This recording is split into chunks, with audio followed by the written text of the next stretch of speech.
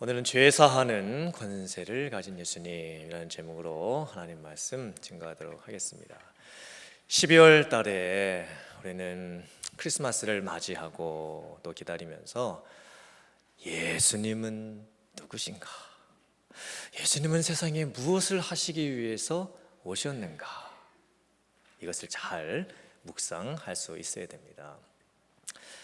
예수님께서 성령으로 잉태하사 동정녀의 몸에서 태어나시고 그 예수께서 그리스도가 되시고 하나님의 아들이시며 메시아가 되시고 구원자가 되시고 예수님께서 십자가에서 죽으시고 다시 부활하셔서 우리를 구원하셨다.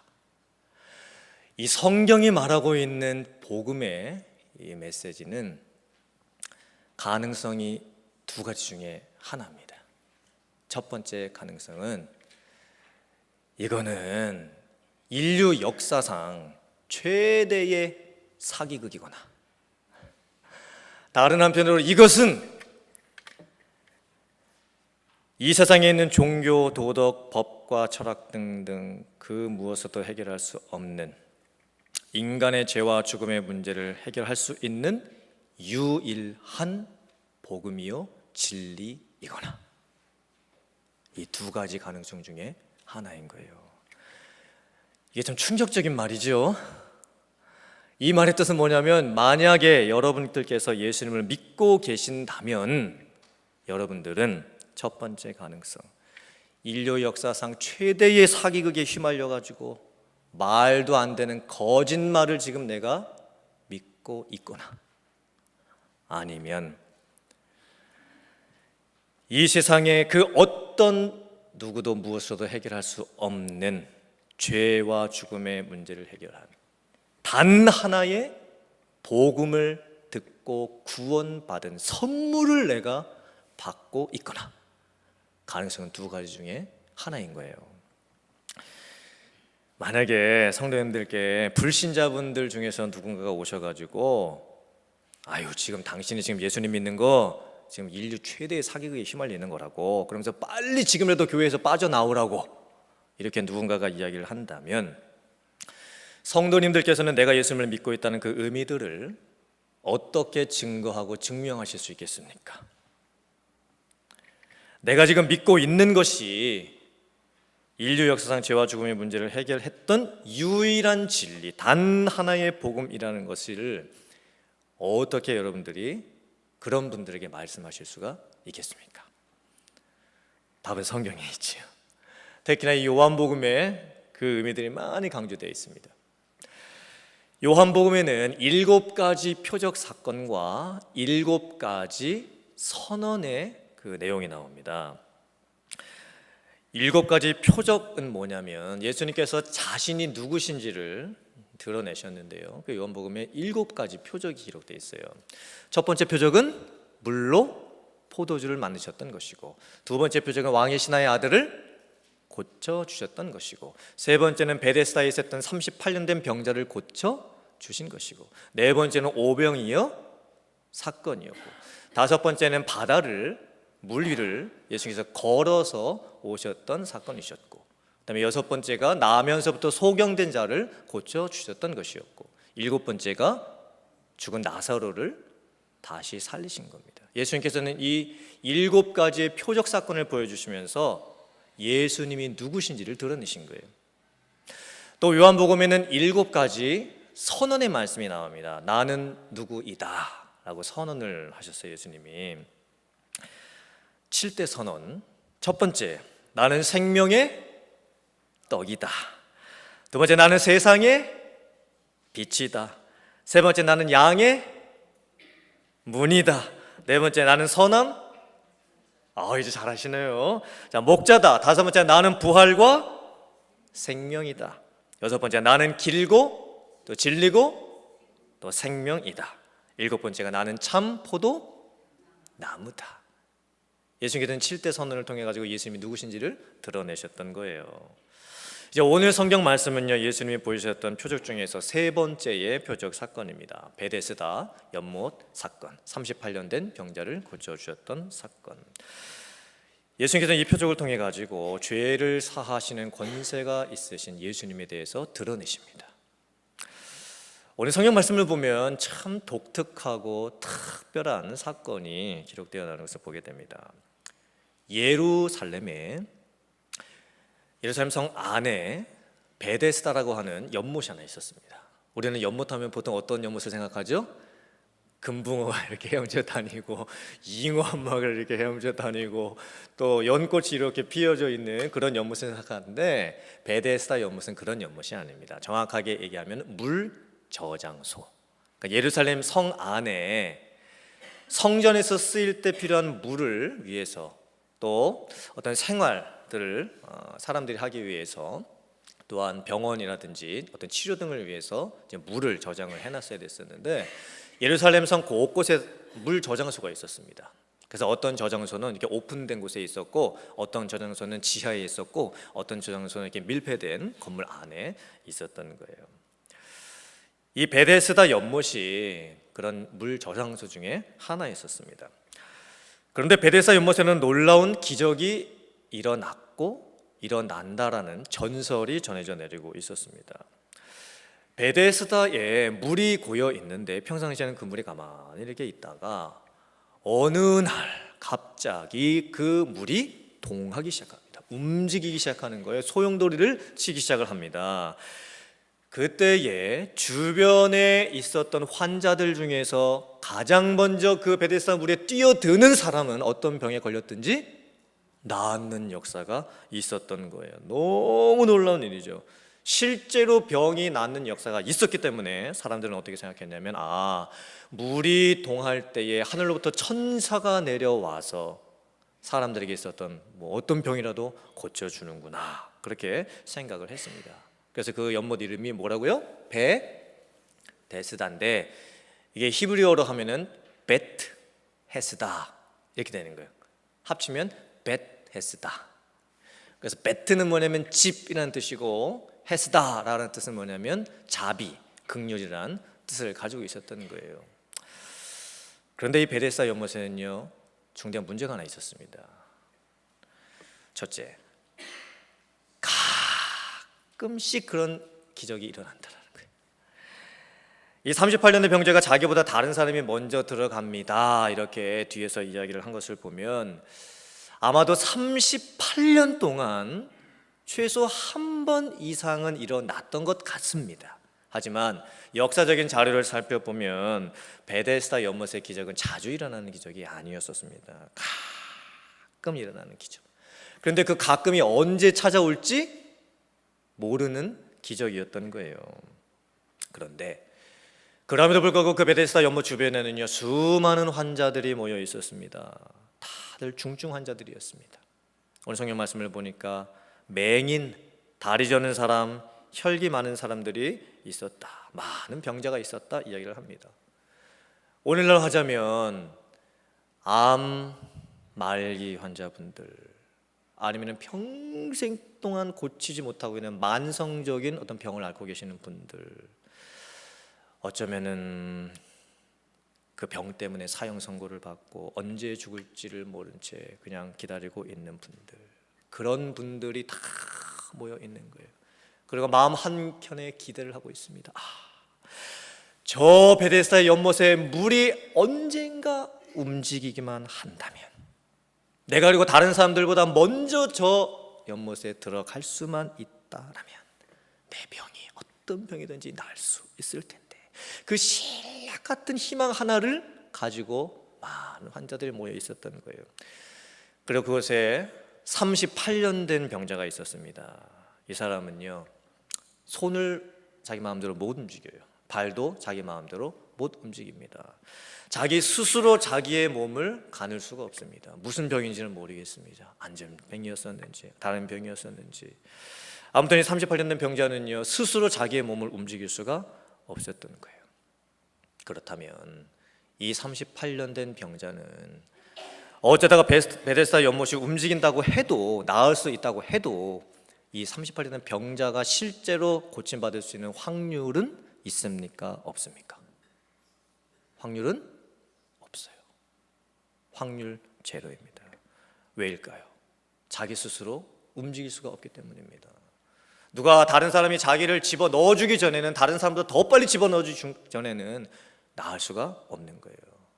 그러함에도 불구하고 이 38년 된 병자는 밖에 나가서 다른 것을 아무것도 할 수도 없었습니다. 그리고 그냥 베데스다 연못에 와가지고 언제 일어날지 모르는 그 기적만을 바라보면서 그냥 그곳에 누워 있었던 거예요. 여기서 우리들은 이런 묵상을 좀 해봐야 될 것 같습니다. 과연 베데스다 연못이 있다라는 것이 사람들에게 궁극적으로 희망을 주고 있는 것일까, 아니면 절망을 주고 있는 것일까? 이런 베데스다 연못이 실제로 예루살렘 성 안에 있었다라는 것이 사람들에게 도움을 주고 있는 것일까, 아니면 전혀 도움을 오히려 주지 못하고 있는 것일까? 성도 여러분들은 어떻게 생각하세요? 이런 베데스다 연못이 실제 있었거든요. 이 연못이 사람들에게 진짜 희망을 주는 거예요? 아니면 절망을 주는 거예요? 아니면 도움을 주는 거예요? 아니면 도움을 주지 못하고 있는 거예요? 사실 이 베데스다 연못은요, 이름 그대로 자비의 집, 긍휼의 집, 그게 아니었습니다. 이 베데스다 연못은요, 치열한 경쟁의 장소예요.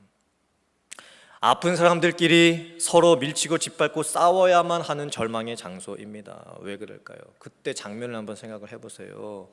만약에 가끔 일어나는 기적을 바라보면서 수많은 환자들이 그 주변에 모여 있었는데 진짜로 물이 갑자기 동하기 시작을 했어요. 그때 주변이 어떻게 됐을까요? 아마 서로 들어가려고 난리가 났을 겁니다. 아수라장이 되었을 겁니다. 그곳에 모여있는 사람들 사실 다 불쌍한 사람들이, 한결같이 불쌍한 사람들이, 내가 날 받아 그렇고 내가 남을 받아 그렇고 다 불쌍한 사람들만 거기에 모여 있어요. 그런데 내가 살아야 되기 때문에 그 물이 동하는 그 순간 내가 할 수 있는 것은 방법이 없어요. 나보다 앞에 가는 사람은 어떻게 해야 돼요? 잡아가지고 못 가게 하고, 나보다 뒤에 오는 사람이 내 옷 잡으면 어떻게 해야 돼요? 발로 차서 그냥 이쪽에 가라고 이렇게 하고, 내가 살아야 되기 때문에, 내가 살아야 되기 때문에, 일단 나부터 살아야 되기 때문에 어쩔 수 없는 거예요. 안 돼, 내가 이번엔 들어가야 돼, 정말 내가 이번에는 들어가야 돼, 내가 오늘 얼마나 기다렸는데, 수십 년을 기다렸는데 안 돼, 내가 이것만큼은 누구한테도 양보를 할 수가 없어. 남이 어떻게 되든 말든 어쩔 수 없다, 내가 살아야 되기 때문에 내가 들어가야 돼. 다 불쌍한 사람들끼리 모였는데 다 어쩔 수 없이 그런 생각을 하는 거예요.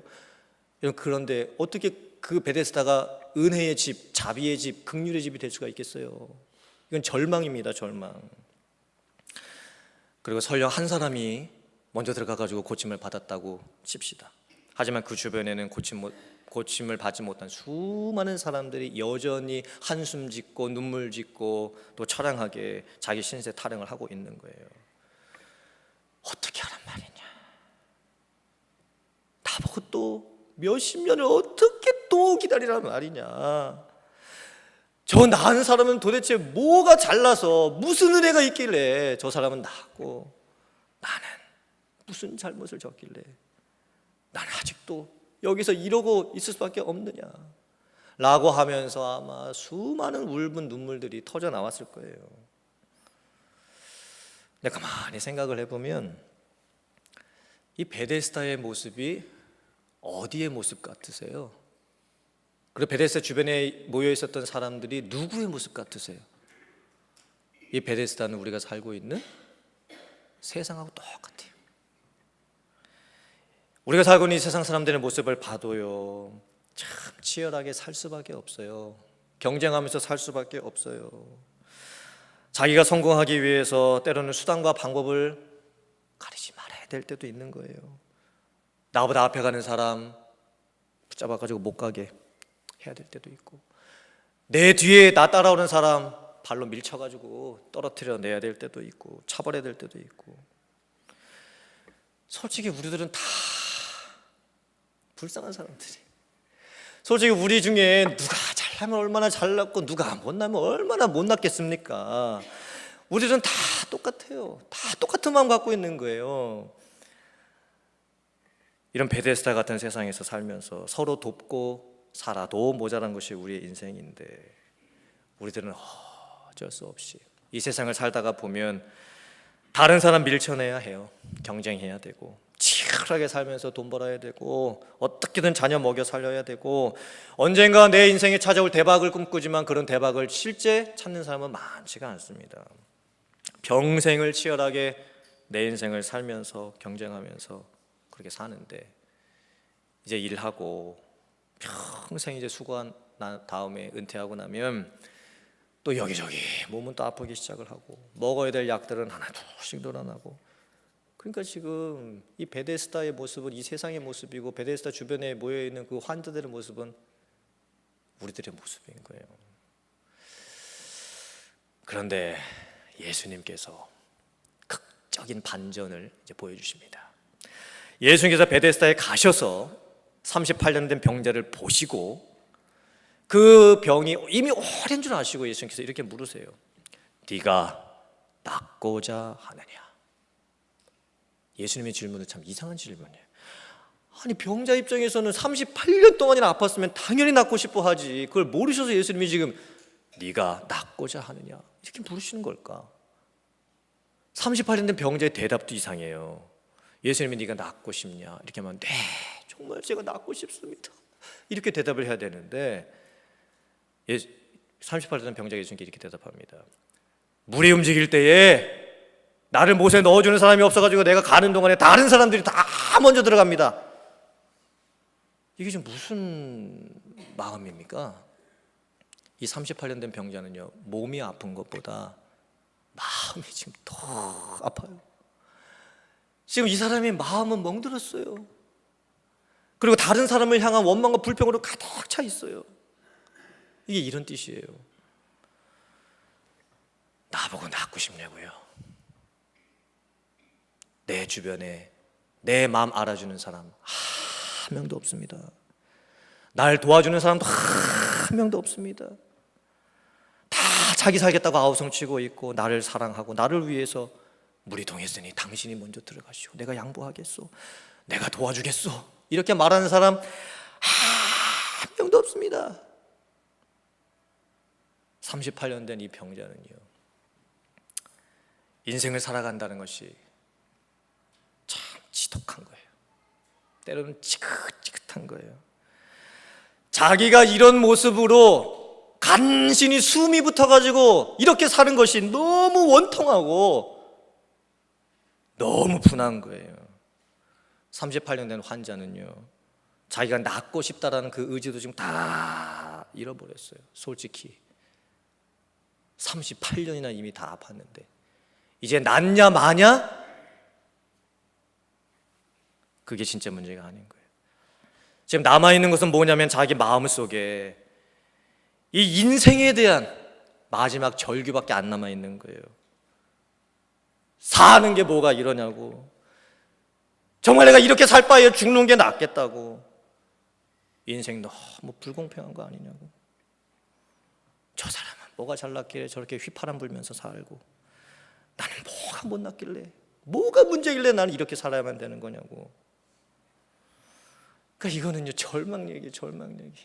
그 사람도 절망이고 그 주변에 있는 사람도 다 절망이고, 그리고 이거 우리들의 얘기예요. 이 베데스다 같은 세상에서 살고 있는 우리들의 얘기. 그럼 성도님들, 우리는 어떻게 살아야 되는 거예요?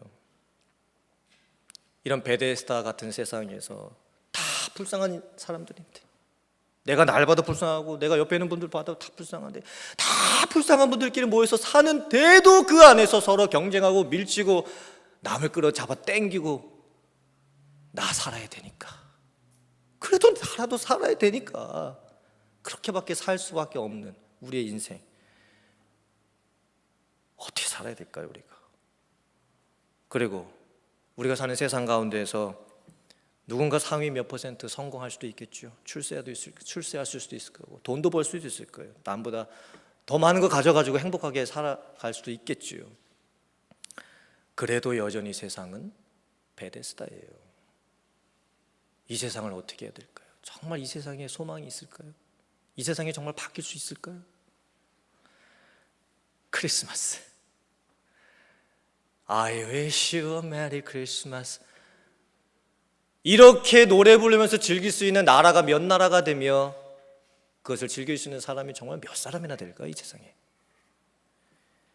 놀라지 마세요. 7억 6,700만 명, 7억 6,700만 명, 이 사람들은요 하루에 1달러 90센트만 갖고 살아가고 있는 극빈자의 숫자예요. 하루에 1달러 90센트 갖고 사는 사람들이 이 세상에 7억 6,700만 명입니다. 또 옥스팜 보고서, 제가 이 보고서가 정확하게 뭔지는 모르겠지만 지금 전 세계 인구 중 하위 50%인 36억 명이 소유한 재산을 지금 똑같이 상위 단 8%의 사람들이 다 가지고 있다고 합니다. 불공평한 거죠. 어떻게 세상이 이럴 수가 있어요? 지금 우리들이 살고 있는 세상이 베데스다예요. 그런데 지금 내가 살고 있는 모습을 가만히 봐도 우리들이 크리스마스를 보내면서, 제가 지난 주일날 이제 광고했죠. 오늘 주일날 우리 가디나 동네 옆에 있는 론데일 스쿨 디스트릭트에 있는 그 아이들 위해서, 가장 못 사는 학생들이 있는 그 론데일 스쿨 디스트릭트에 있는 애들을 위해서 우리가 이제 선물을 해주려고 하는데 10불 혹은 20불 이렇게 헌금해서 보내주는 거, 어쩌면 너무 그 애들에게 미안한 것 같아요. 같은 하늘 아래 같은 동네에 살고 있으면서도 내가 받은 이 엄청난 구원의 은혜, 내가 예수님으로부터 받은 이 엄청난 구원의 은혜를 받은 나로서 크리스마스 때 그 아이들을 위해서 내가 해줄 수 있는 것은 10불, 20불, 그냥 선물 하나 이렇게 보내줄 수밖에 없는 거. 참 그 아이들에게 어떻게 생각해? 너무 미안한 것 같아. 내가 해줄 수 있는 게 그것밖에 없는가? 다음 주일날 우리들이 이제 크리스마스 감사 헌금을 드릴 거예요. 우리들이 크리스마스 시즌에 우리 가족들끼리 같이 밥 먹고 쇼핑하고 놀러 가는데 한 얼마 쓸까요, 저희들이? 그래도 한 100불 이상은 쓸 것 같아요. 밥 먹고 쇼핑하고 어디 좀 가고. 근데 하나님께서 예수 그리스도를 세상에 보내주시고 단 하나의 유일한 다른 구원의 길이 없는 복음으로 나를 구원하신 것에 너무 내가 감사해서 하나님 앞에 헌금을 드리려고 하고 있는데, 나는 어떤 감사의 예물을 하나님 앞에 드릴까? 그 감사의 수준을 가만히 생각을 해보면 정말 나는 나에게 이루어진 이 구원의 가치를 어느 정도로 내가 지금 생각을 하고 있는 걸까? 참 제 자신을 돌아봐야 될 것 같아요. 우리들을 돌아봐야 될 것 같아요. 38년 동안 베데스다 연못에 앉아가지고 아무것도 할 수 없었던 이 환자의 모습이 도대체 뭘 의미하는 걸까요? 이거는 율법으로 구원받지 못한다는 걸 궁극적으로 의미하는 거예요. 사람의 노력과 힘으로는 절대 구원받을 수 없음을 말씀을 하고 있는 겁니다. 38년 된 환자는 자기 힘으로 아무것도 못했어요. 아무것도 못하는 걸 알면서도 방법은 없기 때문에 그 베데스다 연못에 38년이나 그냥 누워 있었던 거예요. 고침받을 수 있는 가능성은 제로예요. 근데 그것을 알면서도 거기에 누워 있을 수밖에 없어요. 근데 영적으로 보면 바로 그게 우리의 모습이라는 거예요. 베데스다 연못에 있었던 38년 된 병자, 이거는요 인간의 노력과 사람의 수고로 절대 구원받을 수 없다. 그러면서 예수님께서 그 사람에게 놀라운 반전의 표적을 보여주시면서 선언을 해주십니다. 요한복음 5장 8절의 말씀 화면 보시고 같이 한번 읽어보겠습니다. 자, 시작. 예수께서 이르시되 일어나 네 자리를 들고 걸어가라 하시니, 예수님께서 하나님의 아들로서 구원자로서 메시아로서 하실 수 있는 병고침의 선언을 하시고 계시는 거예요. 일어나라, 네가 안고 있었던 그 돗자리 들어라, 그리고 걸어가라. 이것은 표적이었어요. 표적. 예수님이 누구신지를 보여주시는 표적이었던 거예요. 지금 베데스다 연못에 38년 동안 누워있으면서 자기의 힘으로 아무것도 할 수 없었던 그 환자에게 자기 스스로에게도 절망하고 다른 사람 보면서도 인생에 대한 그 회한과 아픔과 원망, 가슴에 멍자국을 그냥 가지고 살고 있었던 그 사람에게 예수님이 말로 선언을 하시는, 선포를 하시는 거예요. 일어나라, 들어라, 걸어가라. 그랬더니 그 즉시 그 사람이 일어나서 자기가 깔고 있었던 돗자리를 들고 걸어갑니다. 이게 뭡니까? 표적입니다. 표적을 보여주시는 거예요. 예수님이 누구신지를 보여주고 계시는 거예요. 예수님께서 하나님의 아들 되심을 선언하고 계시는 거예요. 그러면 이 표적이 단순히 병 고치는 표적이냐? 그렇지 않아요. 이것은 이제 죄 사하는 표적을 보여주신 예수님을 말씀하시는 거예요. 본문이 이렇게 진행됩니다. 예수님께서는 의도적으로 예루살렘에 가신 거예요. 예루살렘이 어떤 동네예요? 종교 중심지, 종교의 중심지. 수많은 종교인들과 또 종교 지도자들, 바리새인들, 사두개인들, 제사장들이 다 예루살렘에 있습니다. 그리고 예수님께서 이 병고침을 어느 날 일으키셨냐면 안식일 날 고쳐주세요. 일부러 뭔가를 보여주시는 거예요. 일부러 그렇게 하시는 거예요. 종교 지도자들의 반응을 잘 보세요. 38년 동안 아팠던 사람이 그 자리에서 병이 나와가지고 돗자리를 들고 일어나서 걸어가면 정상적인 사람이라면 어떻게 해줘야 되는 게 정상입니까? 놀랍다. 내 눈으로 기적을 보았다. 저 사람이 나았다. 그러면서 가서 함께 기뻐해주고 축하해주고, 아이고 어떻게 나았냐고. 이게 정상이죠. 근데 종교 지도자들이 뭐라고 말합니까? 그 나은 사람에게 당시 율법에는요, 안식일 날요 무슨 물건을 이렇게 들면 안 돼요. 물건을 이렇게 들어가지고 걸어가면 안 되는 거예요. 그게 안식일 규정이에요. 종교 지도자들이 그 병남 사람에게 지금 뭐라 그러는 거예요? 네가 왜 오늘 안식일인데 네가 깔고 있었던 돗자리 들고 걸어가냐? 와, 어떻게 사람이 사람에게 이렇게 할 수가 있을까? 그리고 종교인들이 묻습니다. 너를 낫게 하니가 누구냐? 그때 이 사람이 이야기합니다. 예수라는 사람이 나를 낫게 했다. 그때 이제 이 종교 지도자들이 예수님까지 힐난하기 시작합니다. 어찌하여 안식일 날 하지 말아야 될 일을 네가 했느냐? 그때 예수님께서 뭐라고 대답하십니까? 하나님이 안식일에 일하시니 나도 일하노라. 이게 또 표적이에요. 무슨 표적이에요? 지금 예수님이 누구랑 같다는 거예요? 하나님과 같다라는 거예요. 하나님과 동등 자격이심을 지금 선언하고 계시는 거예요. 내가 곧 하나님의 아들로서 저 사람을 고쳤다, 이렇게 선언하시는 거예요. 그리고 나와서 38년 된 병자하고 예수님하고 나중에 성전에서 다시 만나요.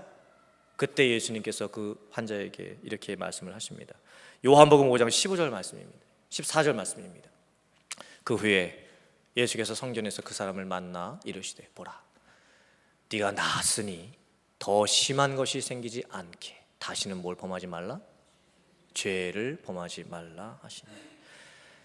오해는 하지 마십시오. 모든 병이 죄 때문에 생기는 것은 아닙니다. 아픈 것이 다 내가 무슨 잘못해가지고 벌 받는 것 절대 아닙니다. 하나님이 그렇게 하지 않으십니다. 그런데 이 38년 된 병자에게는 예수님께서 의도적으로 말씀하고 계시는 거예요. 그 사람이 과거에 어떤 죄를 지었는지는 모르겠지만 예수님께서 보셨을 때 이 사람의 죄는 죄 때문이었어요. 예수님께서는요, 이 사람의 가장 근본적인 문제를 지금 터치하시고 건드리시기 시작하시는 거예요. 과거 그 사람이 어떤 삶을 살았었는지 스스로 돌아보게 하시는 거예요. 분명히 무엇인가 하나님으로부터 큰 죄로 말미암아 심판과 진노와 벌을 받았던 것이 분명했기 때문에, 사실 이 사람의 문제는요, 아픈 게 문제가 아니었어요. 38년 동안 병 때문에 몸 아픈 게 문제가 아니었어요. 뭐가 진짜 문제였습니까? 하나님 앞에서의 죄였어요. 그 죄 해결을 못하고 있었던 겁니다. 그걸 자기 스스로도 해결 못하고 있었고 남도 해결해 줄 수가 없었던 거예요. 38년 된 병자에게 예수님께서 성전에서 다시 만나서, 왜 그 사람이 성전을 찾아갔을까요? 자기도 알았어요. 자기의 근본 문제가 뭔지. 그래서 성전에 갔던 거예요. 죄의 문제라는 것을 자기 스스로 알고 있었던 거예요. 그런데 성전에 있는 율법의 방법으로는 그 죄 고침받지 못해요. 그때 예수님께서 선언을 해주시는 겁니다. 내가 너의 죄를 용서하노니 너는 다시는 죄를 짓지 말라. 죄 사함의 선언, 구원의 선언을 허락을 해주시는 거예요. 우리의 인생의 수많은 절망 상황 등에서 특별히 이 죄로 말미암는 이 죽음으로 끝날 수밖에 없는 우리의 근본적인 문제를 지금 예수님께서 터치하고 계시는 거예요. 우리들의 근본적인 문제, 죄의 문제나 죽음의 문제를 해결할 수 있는 방법은 세상에 없습니다. 베데스다와 같은 이 세상에는 없는 거예요. 그 죄의 문제를 해결할 수 있는 방법은 유일한 구원의 길, 유일한 복음의 길, 예수님밖에는 없습니다. 그래서 예수님이 오신 거예요. 나와 여러분들을 구원하시기 위해서. 그리고 예수님께서 저와 여러분들에게 이렇게 선언해 주십니다. 요한복음 5장 24절 화면 보시고 같이 한번 선포해 보겠습니다. 자, 시작. 내가 진실로 진실로 너에게 이르노니 내 말을 듣고 또 나 보내신 이를 믿는 자는 영생을 얻었고 심판에 이르지 아니하나니 사망에서 생명으로 옮겼느니라. 아멘. 베데스다 38년 된 병자 고치신 것, 이것은 궁극적으로 죄사함의 권세를 가지신 예수님을 보여주시는 표적 사건이었습니다. 그리고 38년 된 병자가 얻었던 것은 병이 단순하게 낫는 것이 아니었어요. 구원의 선물이었습니다. 사망에서 생명으로 옮겨지는 것, 죄사함의 선물이었습니다. 사랑하는 성도님들, 지금 예수님께서 나에게 찾아오셔서 나에게 지금 물으시는 거예요. 첫 번째 질문은 이것입니다. 네가 낫고자 하느냐? 이 질문은 병 고침 받기를 원하냐, 세상에서 잘 먹고 잘 살기를 원하냐, 잘 되기를 원하냐, 이 질문이 아닌 겁니다. 네가 낫고자 하느냐? 너는 네가 누구인지를 알고 있느냐? 네가 죄인이라는 것을 알고 있느냐?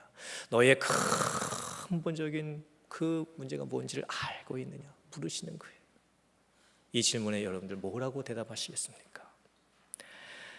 그리고 예수님께서 나에게 선언해 주십니다. 일어나라. 그리고 이제 네가 깔고 앉아 있었던 돗자리도 들어라. 그리고 걸어가라. 예수께서 지금 우리들의 아픔, 절망, 한계, 무능력, 패배감, 실패감, 내 가슴 속에 멍짝으로 남아있는 내 인생의 모든 과거의 부분들 다 회복하시겠다고 말씀하시는 거예요. 일어나라, 들어라, 걸어가라. 이 놀라운 은혜가, 역사가 여러분들에게 있을 수 있기를 주님의 이름으로 축원합니다. 그리고 마지막 순간에 예수님께서 우리에게 명령하십니다. 내가 네 죄를 다 사했으니 다시는 죄를 범치 말라. 주님과 동행하면서 살라는 거예요. 세상 바라보고 세상과 짝하지 말고 지금까지 우리들이 했었던 과거의 모든 것들 이제 더 이상 그런 거 하지 말고 나와 함께 살자. 나와 함께 살자. 은혜 안에 나랑 같이 살자. 예수님께서 이렇게 말씀하고 계시는 거예요. 사랑하는 성도님들, 오늘 말씀을 통해서 다시 한번 예수님이 누구신지 다시 한번 살펴보고 고백하고 예수님 무엇을 위해서 세상에 오셨는지를 다시 한번 살펴보면서 은혜 안에서 죄사함 받고 구원받는 그 감격이 여러분들에게 넘치실 수 있기를 주님의 이름으로 축원합니다. 아멘.